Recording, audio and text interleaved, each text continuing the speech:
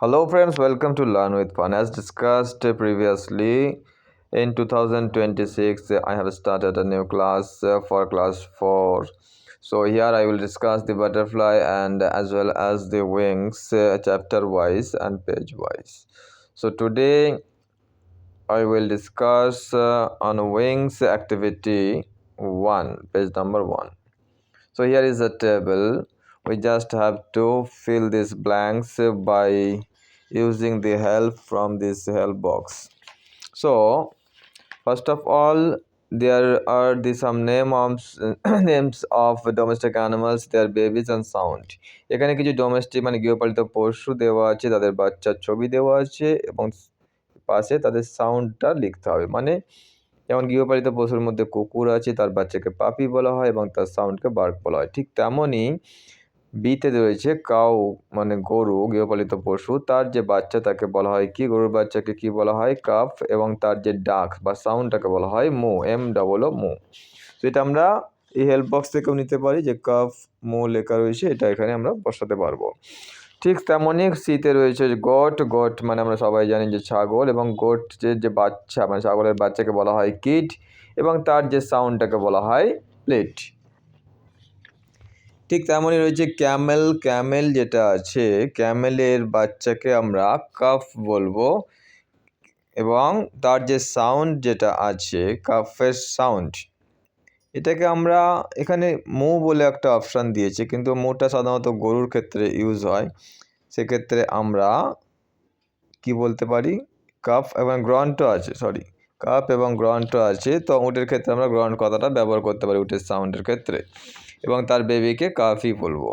হর্সের ক্ষেত্রে মানে ঘোড়ার ক্ষেত্রে যেটা আছে, যে তার বাচ্চাকে বলা হয় কল্ট, COLT, কল্ট, এবং তার যে সাউন্ড ডাকটাকে বলা হয় নি, NEIGH।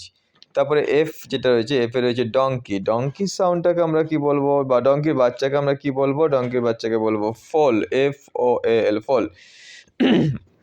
এবং তার সাউন্ড যেটা আছে, সাউন্ডটাকে আমরা কি বলবো, ব্রে।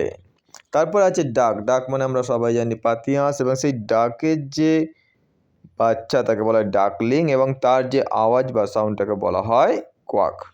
তারপরে এইচে আছে হেন। হেন আমরা সকলে জানি হেন মুরগি, এবং এর যে বাচ্চা তাকে বলা হয় চিক, এবং তার যে সাউন্ডটাকে বলা হয় ক্যাকল। এবং আইতে রয়েছে পিগ।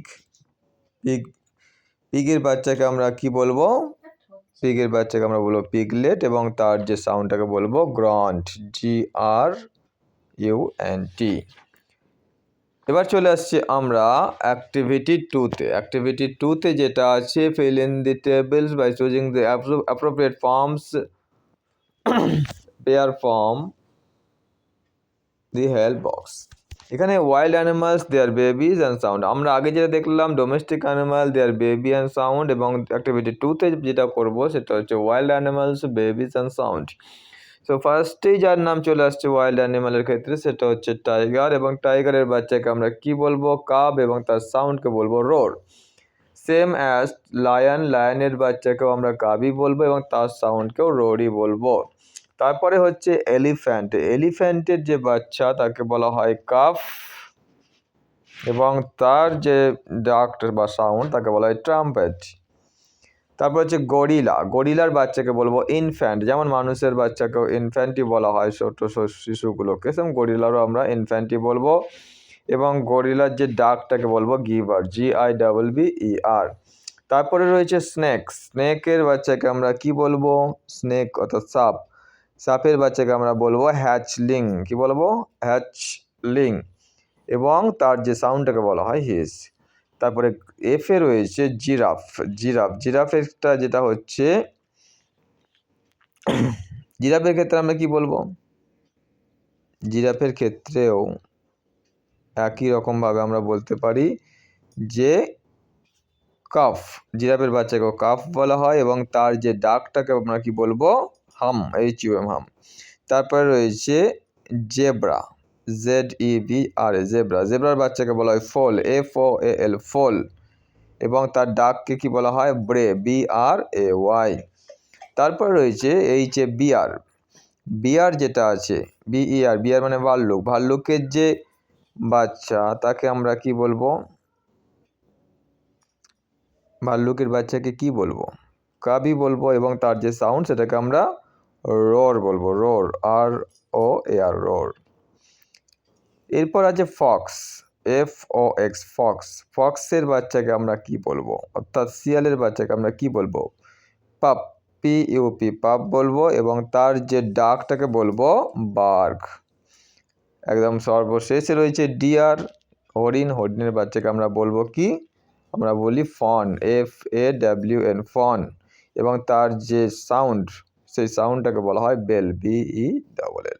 সো আজকে আমরা যেটা ক্লাস 4-এর উইংসের অ্যাক্টিভিটি 1 এবং 2-তে দেখলাম, তার মধ্যে 1-এ ছিল রিভিশন লেসনেরই domestic animals, their baby and sound, এবং অ্যাক্টিভিটি 2-তে রয়েছে wild animals, their babies and sound.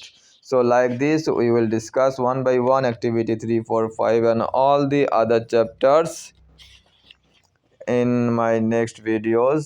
So please subscribe this channel and also click on the notification bell to be updated. Thank you.